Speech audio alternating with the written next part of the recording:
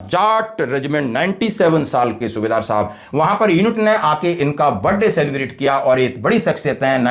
62 का बार हो, 65 का बार हो, 71 का बार हो, इतनी लड़ाइयां लड़ने के बाद 97 उम्र पर भी दिग्गज के चेहरे की आप चमक देख सकते हो। सूबेदार हरनारायण चौधरी जो कि जाट रेजिमेंट के सबसे बुजुर्ग वेटरन्स हैं, उनके 97वें जन्मदिन की उपलक्ष्य में इकट्ठे हुए हैं। हमारे वेटरन्स हमारी सेना की शान है और आने वाली पीढ़ियों के मार्गदर्शक और प्रेरणा का स्रोत है।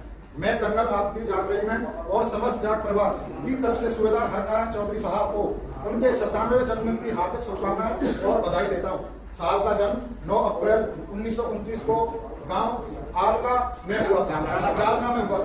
सन 1948 में साहब ने जाट रेजिमेंट सेंटर में भर्ती होकर देश सेवा की शुरुआत की और उसी वर्ष 5वीं जाट बटालियन के साथ राजौरी सेक्टर में पहुंचकर भारत पाक विभाजन के समय युद्ध में हिस्सा लिया। इसके पश्चात सन 1963 में आपकी पोस्टिंग 14 जाट बटालियन में हुई। सन 1965 के युद्ध के दौरान ऑपरेशन रिडल के अंतर्गत आपने अद्भुत वीरता का परिचय दिया। इसके बाद सन 1971 में जब आप मिजोरम में तैनात थे, उस समय 3 दिसंबर से 16 दिसंबर 1971 तक ऑपरेशन कैक्टस लिली के अंतर्गत साहब ने बांग्लादेश युद्ध में भी वीरता से भाग लिया। इन ऐतिहासिक सफलताओं के कारण आपकी बटालियन को कोमिला का गौरवपूर्ण उपनाम प्राप्त हुआ।